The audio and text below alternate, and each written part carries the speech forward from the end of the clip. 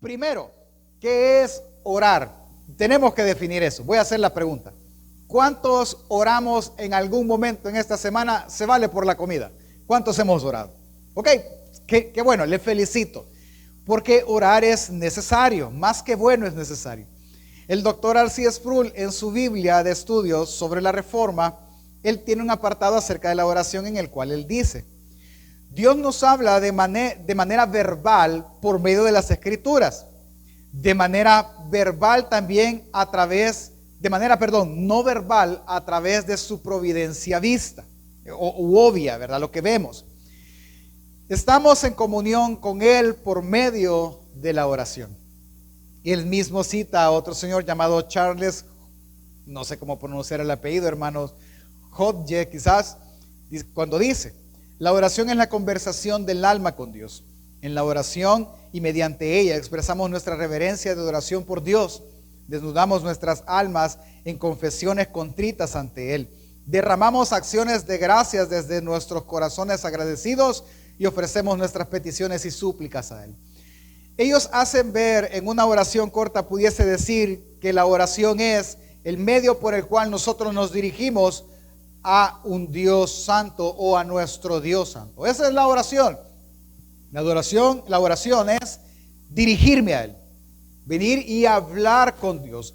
Pero es donde yo estoy hablando, cuando Él me habla y se genera una comunicación en dos vías, es por medio de la meditación en la palabra. Ahora bien, decir que orar es hablar con Dios, por esa razón se queda un poco corto, porque no es, cuando uno habla hay dos personas. Yo hablo y la otra persona está recibiendo mi mensaje y me contesta. Si lo vemos así, eso sería tener comunión con Dios. Yo oro, hablo con Dios y Él me habla de manera verbal por medio de la palabra escrita. A pesar de que la Biblia nos dice que podemos llegar confiadamente al trono de su gracia, debemos recordar algo al momento de orar, que es: ¿quién es Él y quién soy yo?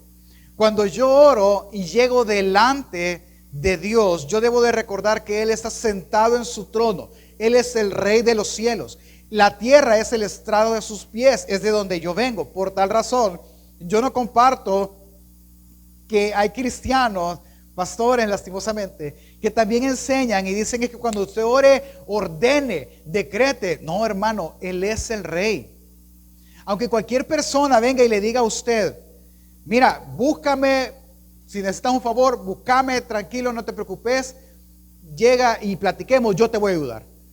Y aunque usted le tome la palabra a esa persona y usted llegue, digamos que es el señor, cualquier señor de dinero de este país, aunque lo conozca y le dé esa oportunidad a usted, usted no va a entrar a su despacho, a su oficina diciendo: hey, ¿qué tal vos? ¿Cómo estás? Mira, $1,000 necesito, pero lo necesito para ayer, ya. Así que como tú me diste tu palabra, te pido y ordeno que tú me dejes ese dinero. Nadie va a llegar así. Por más confianza que tengamos, cuando alguien pide, por muy mi amigo puede ser, yo llego de una manera humilde, llego respetando su posición de ayudador y mi posición de necesitado. Por lo cual, cuando nosotros oramos, debemos de estar conscientes de que Él es el Rey y yo soy un pecador. Que lo que yo voy a llegar a pedir es gracia, es misericordia. Entonces yo nunca debo de olvidar que Él es más que yo. Ahora, esto no implica que como sus hijos no lleguemos, pues, como no llegue confiadamente, pero llegue respetando a aquel que es su Padre. La pregunta que hoy deseo contestar es: ¿tiene la oración un propósito? La respuesta es sí. Tiene un propósito.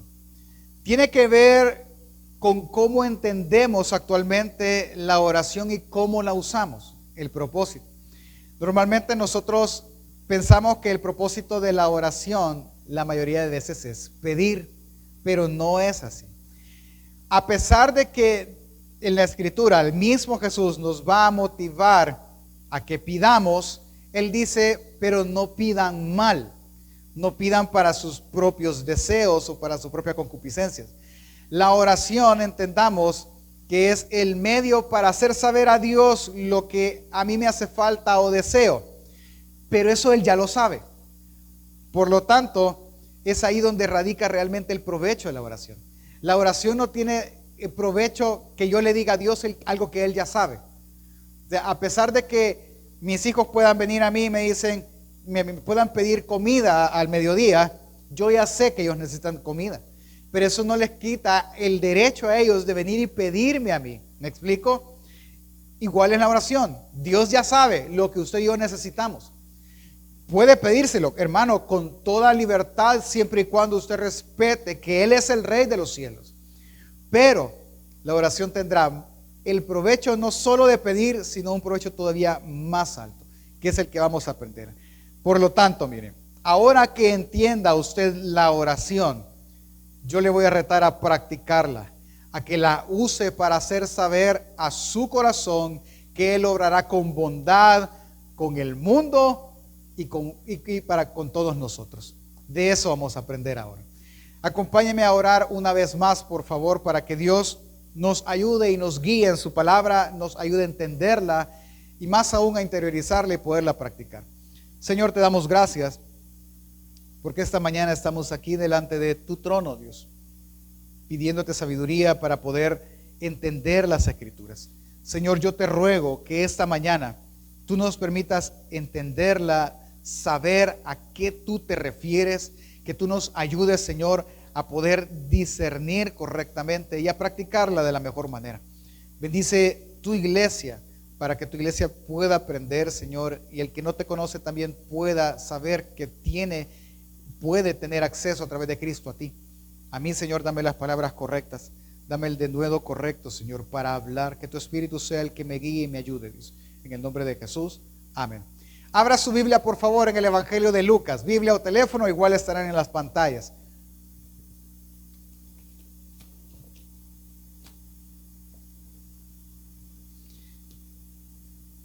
Una vez Jesús se fue a orar, entre muchas veces. Pero esa vez, luego de que terminó de orar, los discípulos le pidieron algo. Lucas capítulo 11, versículo 1 al 13, vamos a hablar de aquella famosa oración que llamamos el Padre Nuestro. Lucas 11, del 1 al 13 dice: aconteció que estaba Jesús orando en un lugar y cuando terminó, uno de sus discípulos le dijo: Señor, enséñanos a orar, como también Juan enseñó a sus discípulos. Aquí hay algo cultural que nosotros debemos de entender. Primero, la mayoría de rabinos o maestros de la ley enseñaban a sus discípulos a orar. Y como vemos en el texto, el ejemplo es Juan. Juan el Bautista enseñó a aquellos que eran sus discípulos a orar. Eso me dice una cosa, que a orar nadie nace aprendido. Todos debemos de aprender. ¿Me doy a entender? 2, cuando ellos enseñaban a orar, ellos formulaban oraciones, ¿sí? Y sus discípulos las aprendían y ellos las repetían constantemente. Esa práctica Jesús la reprochó y les dijo que la oración no eran vanas repeticiones. Usted lo puede ver en el pasaje paralelo que está en Mateo capítulo 6. Entonces, el Padre Nuestro que nosotros vamos a leer en este momento no es una vana repetición. ¿Por qué? Porque la intención de la oración, cuando Jesús les dijo que les iba a enseñar, no era que ellos aprendieran de memoria esta oración y la repitieran cada vez que oraran. No era esa la intención. Él les está dando un patrón, por así decirle. Les está dando una idea de qué realmente es la oración, para que ellos la practiquen de esa manera. Entonces, cuando vienen ellos y le dicen: enséñanos a orar, pues Jesús dijo: ok, yo les voy a enseñar a orar. Y les dice, versículo 2, y les dijo: cuando oréis, decid: Padre nuestro que estás en los cielos, santificado sea tu nombre, venga tu reino, hágase tu voluntad, como en el cielo, así también en la tierra. El pan nuestro de cada día, dánoslo hoy. Y perdona nuestros pecados, porque también nosotros perdonamos a todos los que nos deben. Y no nos metas en tentación, mas líbranos del mal. Esta oración nosotros la conocemos con la oración del Padre Nuestro. La intención de Jesús no es convertirla en una vana repetición o en una repetición inútil. Porque déjeme preguntarle, ¿cuántos conocen la oración del Padre Nuestro? Todos. Todos en algún momento quizás la hemos repetido. pero no es la intención. La intención es que dentro de ella, al ver la estructura de la oración, nosotros entendamos cómo orar y por qué orar y por qué pide Dios que oremos. Cuando nosotros entendamos eso, va a haber un choque en nosotros, porque usted va a entender que nosotros quedamos de lado y luego Jesús dice que no. Veamos, mire, hay varias formas de estudiar esta oración y hay varios estudios de la misma. Leí un libro con respecto a esto, justo de este texto, y ellos van desglosando porción por porción. Algo que es cierto, para nosotros poderlo entender está bien, pero nosotros tenemos que ver el conjunto de ella para entender entonces qué es lo que yo debo decir y pedir al momento de orar. Para esto, mire, lo que vamos a ver, esto no es un discurso, es más una poesía. Vamos a entender la poesía y después vamos a tratar de ver el conjunto de la oración y la intención que Jesús está dando. Así que veamos primero parte por parte para nosotros entenderla en el contexto de ellos y luego la vamos a ver en conjunto. La primera frase de la oración es Padre Nuestro. Esta es una frase muy intencional. ¿Por qué? Porque a pesar de que en el Nuevo Testamento el pueblo de Israel no llamó jamás Padre a Dios, en el Antiguo Testamento, perdón, no llamó jamás Padre a Dios, Dios sí hizo ver que Él era su Padre. Él sí se reveló como tal en el libro de Isaías, en el mismo Éxodo. Pero el pueblo tenía tanto temor a este Dios que para ellos al principio no tenía nombre, que ellos se referían a Él como el Señor. Ocupaban después la palabra Adonai y así se referían a Él. Pero esa no es una relación padre-hijo, es una relación individuo-Dios, ¿verdad? Y hay un cierto respeto y una cierta distancia. Ahora, cuando Jesús viene y les enseña y les dice, cuando ustedes digan Padre Nuestro, para ellos fue un golpe porque nadie llamaba a Dios su Padre, ni aun los rabinos. ¿Por qué? Porque aun los rabinos, siendo celosos del nombre del Señor, que ellos conocían como el Yo Soy, ellos lo guardaron al punto de que para que las demás naciones no lo blasfemaran, ellos empezaron a decirle, no, Él es el Señor, Él es Adonai, Él es el Todopoderoso. Y así se referían a Dios. Nadie que no fuese Jesús en esa época se refería a Dios como su Padre. Cuando Jesús viene y les enseña, les dice, cuando ustedes oren a Dios, diríjanse a Él como Padre Nuestro. Para ellos fue chocante y decir, ¿cómo puede ser esto? Es que Él no es lejano. Él está cerca de ustedes. Y en otra ocasión Él les dice, si ustedes me han visto a mí, ustedes han visto al Padre. Si me conocen a mí, conocen a mi Padre. Entonces lo que Jesús viene, lo primero que les enseña es que ya no hay una relación de extraños. Es una relación padre-hijo. Por tal, lo primero que tú debes de entender es que te diriges a tu Padre. Dile, Padre Nuestro, que estás en el cielo. La segunda frase de la oración es, santificado sea tu nombre. ¿Qué es esto de santificar? Hay una gran explicación atrás, pero lo vamos a resumir muy rápidamente. ¿Qué es? Que tu nombre sea honrado. Es esa la idea general de la frase. Entonces, lo primero, si llevamos la secuencia de la oración, es que la persona que ora dice, Padre que estás en el cielo, que tu nombre sea honrado, santificado sea tu nombre. Esa parte es que tu nombre no sea ocupado en vano, que a tu nombre y a tu persona se le dé el valor que necesita, que todo el mundo entienda que tú eres Dios. Es esa la idea de esa oración. Es exaltar a lo sumo o lo más que pueda una persona el nombre de Dios, y no solo exaltarlo, es el deseo de que el que está a la par mía también lo exalte. La tercera frase es, vénganos tu reino, o venga tu reino. Y esa es que tú gobiernes. Señor, que sea tu gobierno sobre todos nosotros, que tu justicia esté sobre todos nosotros, que el orden que necesitamos, acuérdense que ellos eran subyugados romanos, que el orden que necesitamos y queremos sea el tuyo, y que tu voluntad se haga. Y hay una frase, déjeme leerla directa de la escritura de la Biblia. Estamos en el capítulo 11, yo todavía estaba en Corintios, hermano, perdónenme. Él dice, venga tu reino, hágase tu voluntad como en el cielo, así también en la tierra. Él les está enseñando que su voluntad, la voluntad de Dios, sí se ejerce. ¿Dónde? En el cielo. En el cielo todo mundo vive de acuerdo a la voluntad y al deseo de Dios. Pero ahora les pido que ustedes oren que así como en el cielo Dios gobierna, que en la tierra también todo mundo viva de acuerdo al deseo de Dios. Que el deseo y el plan o el decreto de Dios se cumpla. Y esa es la primera parte, si usted lo quiere ver, de la oración. Y luego cambia un poco y dice: el pan nuestro de cada día, dánoslo hoy. Y esto es muy simplemente: Señor, suple mis necesidades. Haz, Señor, que yo tenga lo necesario. Si se fija, Dios siempre, y en Mateo 6, Él recalca que no nos afanemos por el día de mañana. ¿Sí? Mire, esto en el ser humano es casi que imposible, a menos que él tenga su plena confianza en Dios. Y no hablo de no ser prudente, no, pero déjeme comentarle.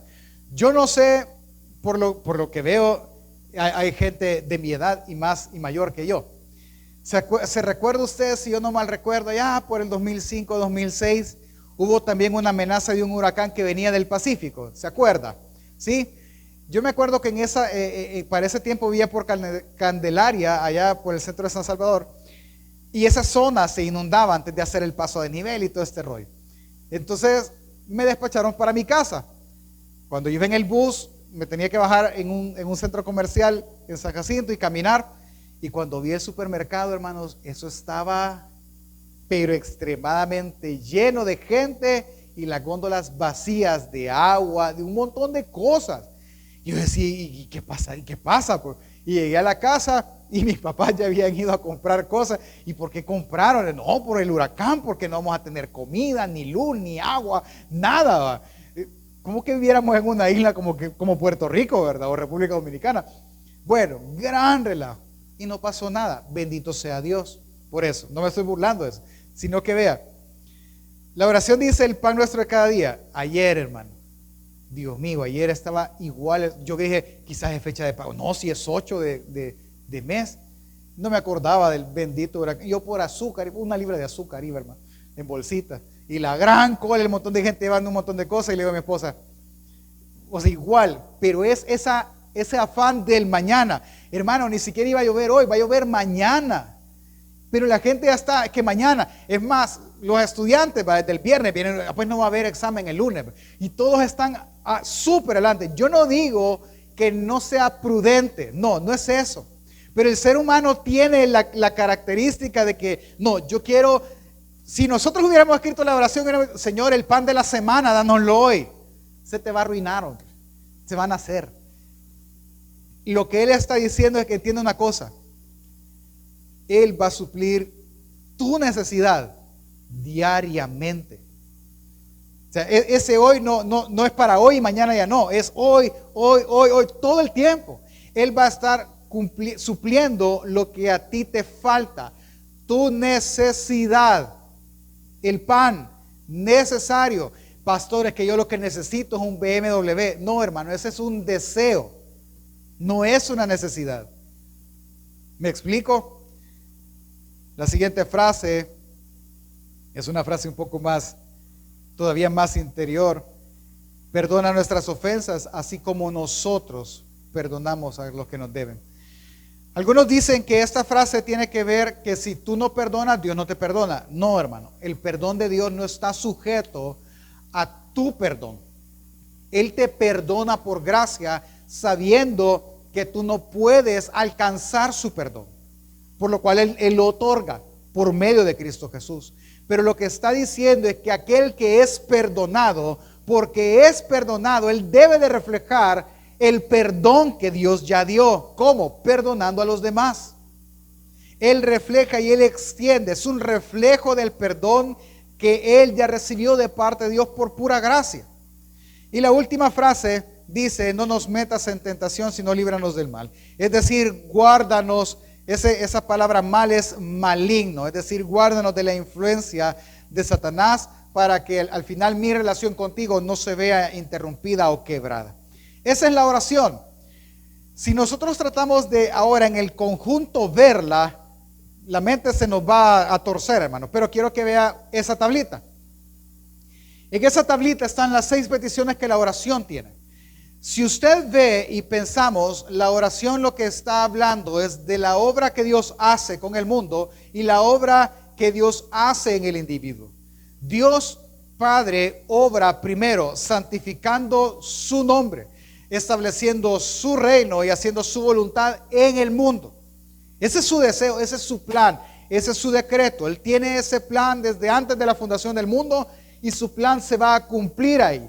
Y lo segundo es que Él no solo obra de manera general en todos, sino que obra de manera específica en cada individuo. ¿Cómo? Dándonos el pan de cada día, perdonándonos así como nosotros perdonamos y no metiéndonos o librándonos de la tentación. En una oración corta, Él está instando o siendo muy intencional con sus discípulos a que oren por la obra de Dios. Pidan porque Dios obre en el mundo y pidan porque Dios obre en cada uno de ustedes. Es eso lo que está diciendo. Es que el Padre nuestro, como lo dije al inicio, no es un tema de ir y repetir y que pidamos y pidamos y pidamos como la oración normalmente se entiende. Nosotros venimos que hay que pedirle a Dios y pedirle a Dios y piense en su última oración. Si fue de la comida no vale. Piense en otra oración que usted haya hecho. Dígame si no fue para pedir.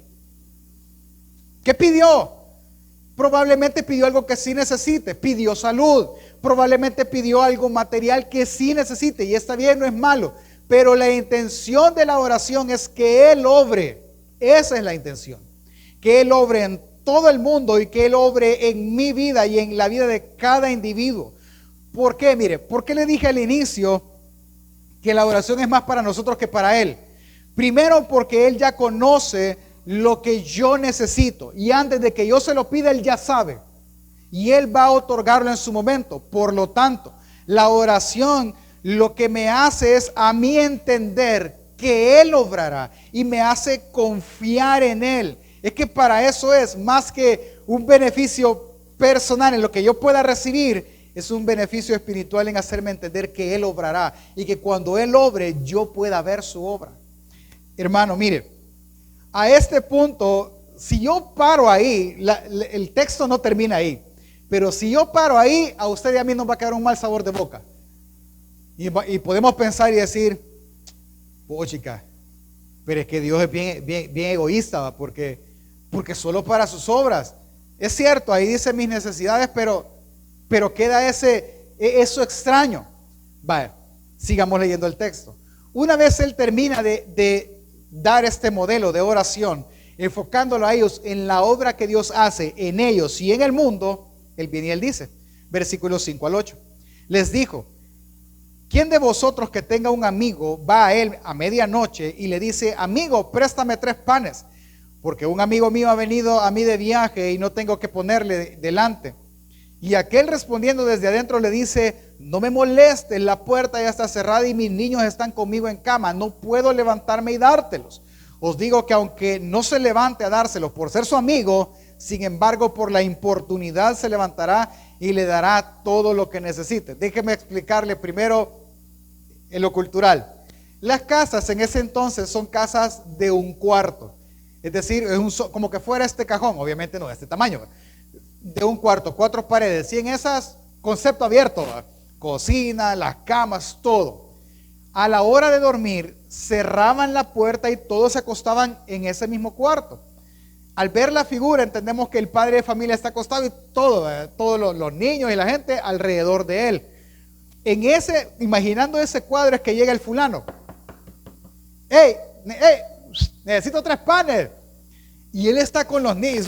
Si usted ha dormido alguna vez con sus hijos, uno está así, está todo mal atravesado. Y si medio se mueve, él despierta. ¿Va? Aquellos que tenemos niños chiquitos. Entonces él está así y él está diciendo, no te puedo ayudar, ya cerré. Y si yo abro, tengo que despertarlos a todos. Todos se van a levantar enojados, amargados. Te voy a abrir solo para darte 3 panes. No te puedo ayudar. Y él menciona la palabra importunidad. Esa palabra quizás la traducción no le hace justicia a lo que Jesús quiso decir. La palabra es insistencia. Es decir, la persona que está afuera va a estar, hey, dame 3 panes, hey, porfa, ayúdame, es que no tengo nada que darle a mi visita. Y el judío es muy hospitalario, ayúdame. Y él no se va a levantar porque es su amigo y lo estima, él se va a levantar porque mucho molesta, hermano. Y por la insistencia, quiero que te calles y te vayas, me quiero dormir, esta gente tiene que dormir, así que me voy a levantar y te voy a dar los 3 panes. Entonces Jesús dice, y yo os digo, pedid y se os dará, buscad y hallaréis, llamad y se os abrirá, porque todo el que pide recibe, y el que busca halla, y el que llama se le abre. ¿Qué padre de vosotros, si tu hijo le pide pan, le dará una piedra?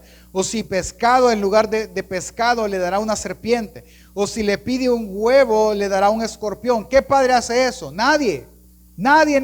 Es más, los padres, aunque no tengamos pisto, hermano, pero tratamos de suplir hasta el más pequeño deseo de nuestros hijos.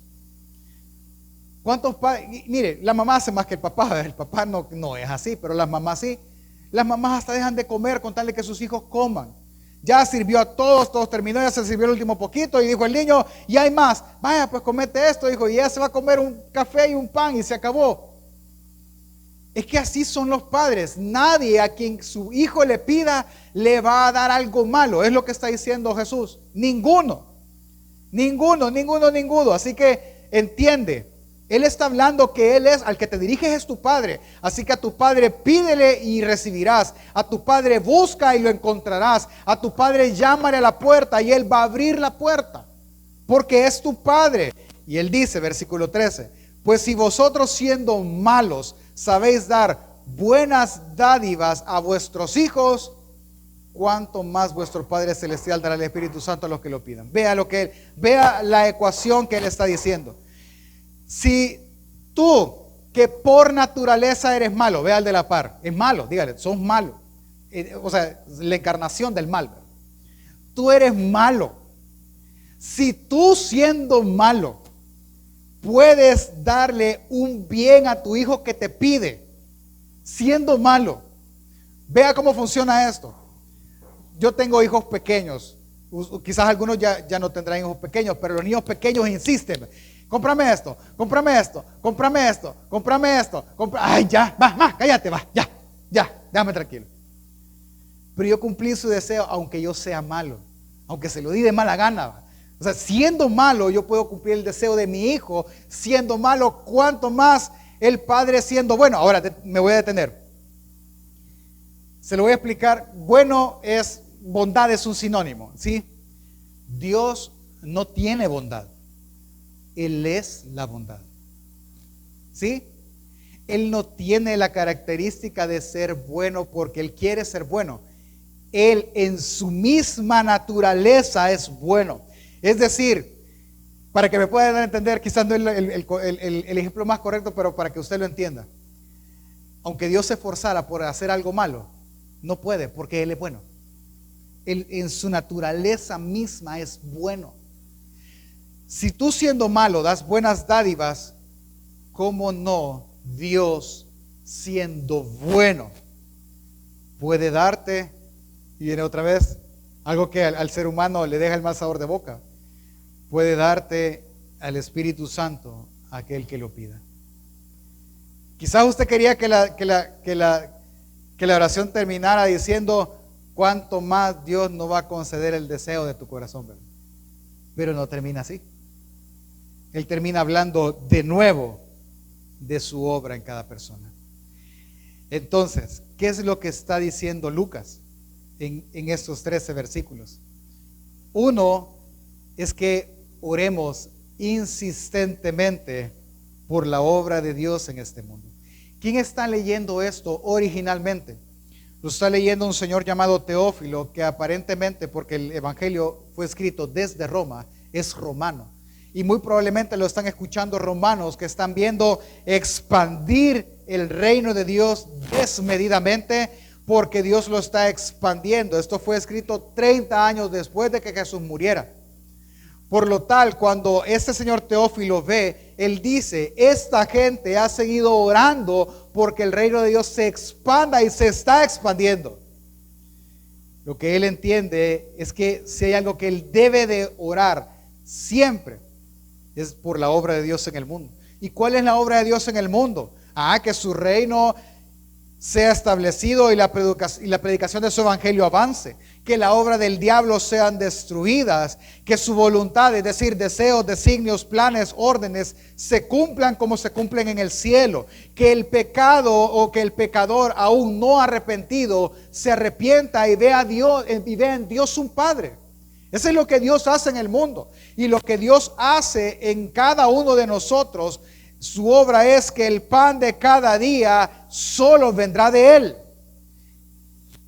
Y que si somos librados del maligno es por obra de Él. Es que esa es la intención de la oración. Cuando sus discípulos ahora vienen y le dicen, Señor, enséñanos a orar, ellos tienen que entender y entienden sin duda alguna que si ellos oran es porque Dios obre en el mundo, pero que también Dios obre en ellos. Esa es la intención de la oración.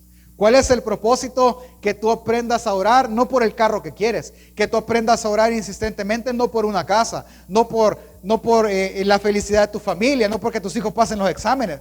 Lo que tú tienes que orar insistentemente es que Dios obre en este mundo y que Dios obre en ti, que Dios obre en la vida de tus hijos, que Dios obre en la vida de tu familia, porque solo Él puede obrar de tal manera que el hombre sea transformado. No hay otro propósito. Y en eso entonces nosotros, para ir aterrizando, vemos una gran noticia. Déjeme leerle de nuevo en versículo 2. Y les dijo, cuando oréis, decid, Padre nuestro que estás en el cielo, santificado sea tu nombre, venga tu reino, hágase tu voluntad como en el cielo, así también en la tierra. Es que no debemos de olvidar que nuestro más grande deseo debe de ser Él. Es que el más grande deseo de un pecador es ver a su Señor. Es que su nombre no sea irrespetado, sino por el contrario sea santificado. ¿Acaso no le indigna a usted que el nombre de Dios sea irrespetado en este mundo? ¿Acaso no le indigna que sea utilizado para campañas políticas? ¿Acaso no le indigna que sea utilizado cuando mejor le conviene al ser humano? Eso indigna. Es que debe de ser respetado y usado de una manera santa, refiriéndose a Dios como el único Dios santo. Es que al mismo tiempo de que nosotros vemos que Él nos pide orar para que el mundo santifique el nombre de Dios, también vemos que nos pide orar porque su reino venga y porque su voluntad gobierne. Y esto nos conviene a nosotros, hermano. Esto nos conviene. ¿Por qué nos conviene?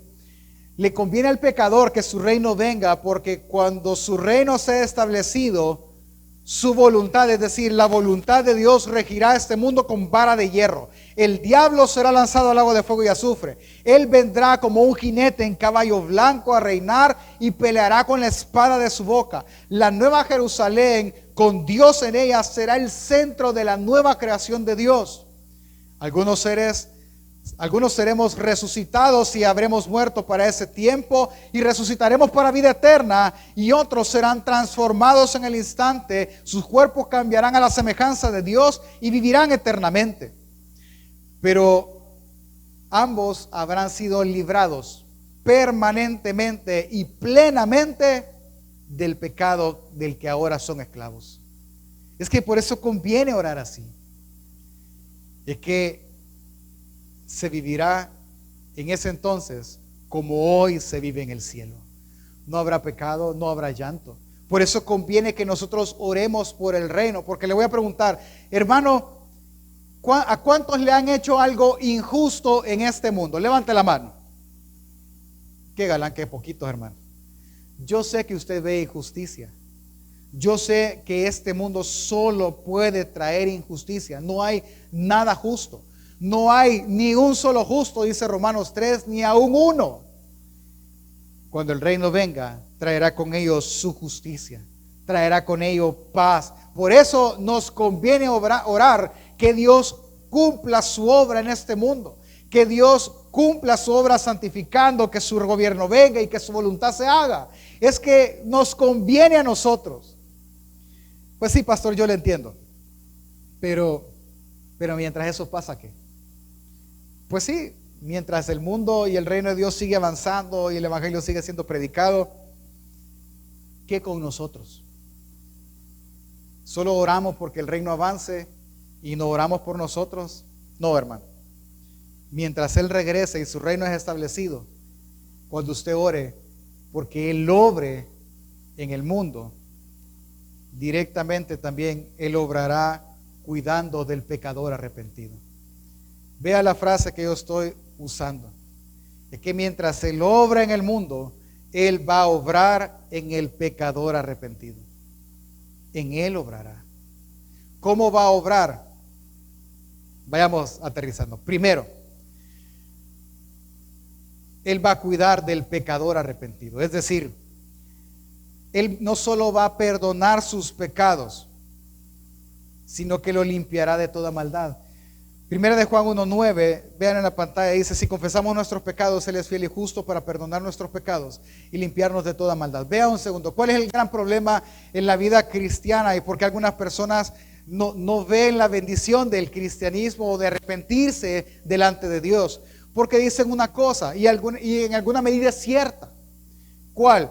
Ve a un cristiano y ese cristiano sigue pecando desmedidamente. Muy probablemente esa persona no sea cristiano por su pecado desmedido.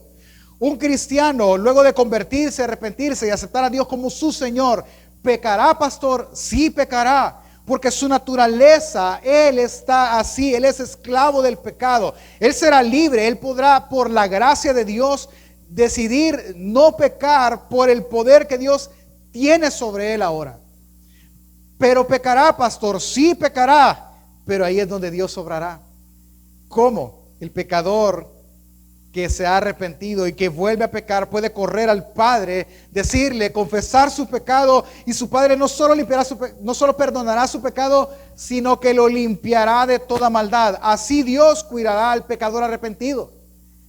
Y la esperanza del pecador arrepentido es, Filipenses 1:6, que está persuadido Pablo de esto, que el que comenzó en vosotros la buena obra la perfeccionará hasta el día de Jesucristo. Muchas personas pueden dar fe de esto, que eran alcohólicos y ahora ya no lo son, que eran maltratadores de su familia y ahora ya no lo son, que eran padres nada ejemplares pero ahora ya no lo son. Y no estoy diciendo que sean personas perfectas, no lo son, son personas perdonadas, que se arrepienten constantemente de su pecado, que han entrado en un proceso de santificación, o como la Biblia en la primera carta de los Corintios dice, en un proceso de transformación de gloria en gloria, a ser un reflejo perfecto de la imagen de Dios. Dios cuidará al pecador arrepentido, dándole su espíritu para formar en él la imagen de su mismo Hijo. Porque Él no solo perdonará su pecado, sino que lo limpiará de toda maldad. Cuando tú oras a Dios pidiéndole que Él obre en ti, Él no solo hará una persona nueva o una persona mejor, Él hará una persona que dé gloria a su nombre todo el tiempo. Mientras el reino es establecido, Él hará otra cosa. Él obrará dándonos el pan de cada día. La palabra dice, no están en la pantalla, pero usted lo puede buscar en casa. En Filipenses dice que Él cubrirá tus necesidades de acuerdo a las riquezas en gloria. Y sabe que este texto está en un contexto muy bonito. Hicieron esto. La iglesia, Pablo está preso. La iglesia de Filipenses, una que Pablo sembró, es decir, que Pablo creó, por así decirlo, trabajó para que existiera, se ha olvidado de él. No ha tenido oportunidad de ayudarle cuando Pablo ahora está preso. Pero en algún momento la iglesia se pone de acuerdo, recoge ayuda para Pablo en ropa, en alimento, en dinero, y se lo envían a su encarcelamiento a Roma. Cuando Pablo lo recibe, Pablo escribe la carta a los filipenses, un acuse de recibido, pero también él quiere agradecerles. Dentro de su agradecimiento, él les dice: aquello que a ustedes hoy les falta por ayudarme a mí, Dios se los regresará de acuerdo a la riqueza que Dios tiene. Hermano, eso es glorioso. Porque con la riqueza que Él tiene, Él dará el pan nuestro de cada día. En Mateo dice, en Mateo 6, que el Padre sabe que tú tienes necesidad de vestir y de comer. Él sabe y Él cuidará de eso. Él dice también en Mateo que sabe lo que tú necesitas antes de que tú lo pidas. En Romanos dice que si nos dio al Hijo, ¿acaso no nos dará con Él todas las cosas? En Salmos dice que no hay justo, es decir, pecador arrepentido, que mendigue pan, ni que sus hijos queden desamparados. En otras palabras, hermano, Él proveerá. Entienda que mientras Él obra en el mundo, Él obrará en el pecador arrepentido, dándole el pan de cada día. Así que tú no tienes por qué temer. La naturaleza humana se angustiará totalmente, hermano, se va a angustiar, pero Dios proveerá justo a tiempo. Leía a este pastor, es de apellido Elizondo, no recuerdo el nombre. Él tiene un libro que se llama Enséñanos a orar. Él habla que él en su juventud, en su niñez, sus padres eran de muy escasos recursos, pero eran muy temerosos a Dios. Dice que en una de esas, sus amigos siempre bromeaban y decían: vamos a jugar a la casa Carlos, se llama Carlos Elizondo. Vamos a jugar a la casa de Carlos, decía, porque en la casa de Carlos podemos jugar chibolas súper bien porque el piso es de polvo y hay muchos hoyos, dice. Y todos iban a jugar a la casa de Carlos porque eran las personas extremadamente pobres. Dice que en una de esas ocasiones él escuchó a su papá decir a la mamá de él: ya solo hay comida para hoy, le dice. Mañana en la mañana no tendremos comida, les. Y solo los vio orar y oyó decir: el pan nuestro de cada día, dánoslo hoy.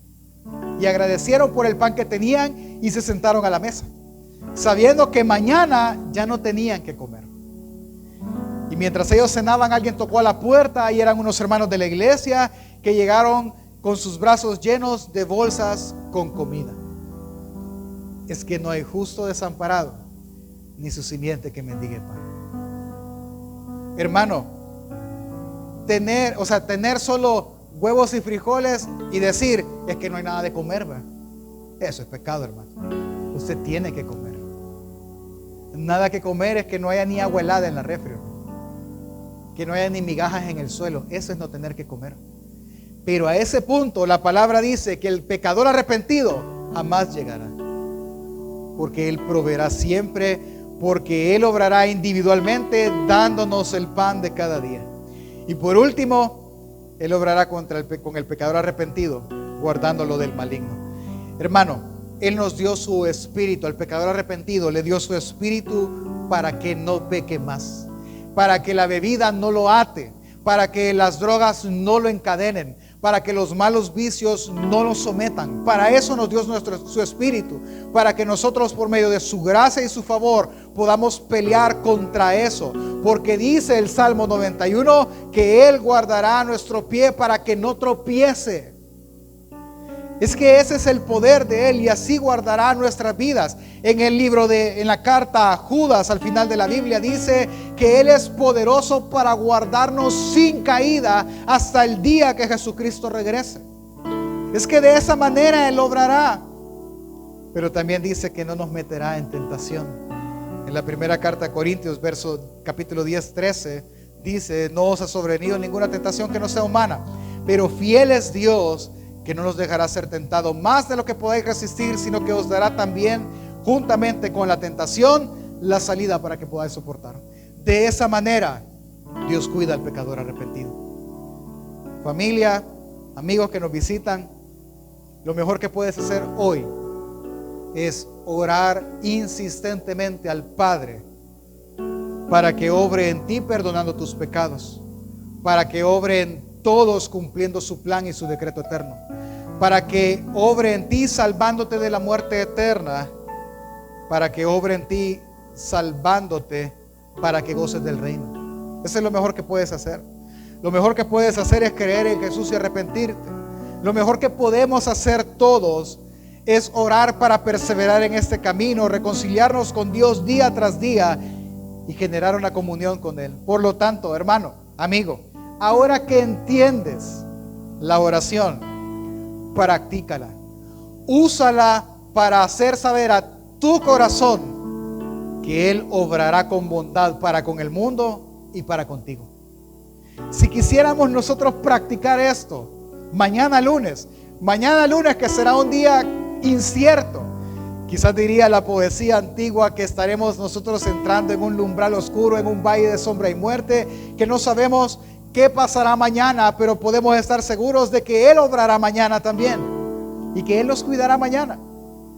Pero si tú lo quieres practicar esta semana que tú vas a trabajar y regresas a la rutina normal, yo te puedo decir 4 cosas rápidamente. Uno, primero, construye un hábito de orar. No tenemos un hábito de orar, hermano, no nos engañemos. Difícilmente a veces oramos, pero constrúyelo, trata de hacerlo, aparta un tiempo, sé intencional por lo que oras. Y cuando ores, trata de no pedir mal. Trata de no pedir algo que provea para tus deseos. Solo pídele a Él que Él obre también en tus peticiones. 2, construye una relación con Dios. ¿Cómo así? La relación es en 2 vías. Tú hablas y tú escuchas lo que el receptor tiene que decir. Para eso, con Dios debería ser de esta manera. Primero, ve en oración a Él. Ora, pidiéndole que obre en tu familia, en el mundo entero, y pidiendo que obre en ti también. Y luego, pídele que te hable por medio de las Escrituras. Y lee las Escrituras. Ve a tu Biblia, léelas. Además, ora por la obra de Dios. Ora por la obra de Dios en tus hijos. ¿Quién le enseñó a nuestros hijos a mentir, hermano?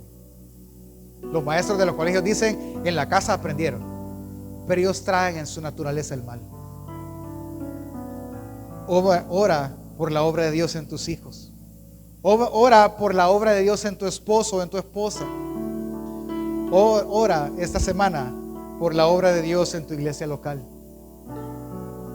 Ora por la obra de Dios en la familia de tu pastor y en tu pastor. Ora por tu propia vida, por la obra de Dios en tu propia vida. Y por último, disfruta de la oración. Que no sea algo en lo que tengas que correr. Disfruta orar, disfruta admirarte de Él. Amigo, quizás tú no sepas cómo orar a esta altura aún, no te sientas en la libertad de hacerlo, pero si yo te pudiera guiar, te diría, cierra tus ojos primero. Esto no es mágico, yo siempre lo he dicho, cerrar los ojos no es mágico. Cerrar los ojos es para que no te distraigas con el reloj, para que no te distraigas con la moja que acaba de pasar, con los trastes sucios. No, cierra tus ojos para que puedas concentrarte. Luego, con tus propias palabras, con mucho respeto y solemnidad, dirige tus palabras al Dios creador del cielo y la tierra, diciéndole, Padre nuestro que estás en el cielo. Después menciona lo asombrado que tú te sientes por Dios, de lo grande que es Él, de lo bueno que ha sido Él, a pesar de que nosotros no lo merecemos. Pídele a su espíritu que venga a ti y que dé vida a tu corazón muerto. Y al final, si puedes, lee tu Biblia y disfruta de una relación con Él. Hermanos, siempre que usted y yo terminemos de orar, terminemos así, como terminó Jesús. ¿Y cómo terminó Jesús? En Mateo 6 dice, que a ti sea la gloria, el imperio, por los siglos de los siglos. Amén. Ahora que tú entiendes la oración, practícala. Úsala para hacer saber a tu corazón que el Padre nuestro que está en el cielo obrará con bondad en el mundo y en la vida de cada uno de nosotros. Amén, familia. Practiquémosla, póngase de pie y oremos. En su lugar, entendiendo lo que hemos entendido ahora, yo le pido que oremos. ¿Por qué vamos a orar, pastor? Por la obra de Dios.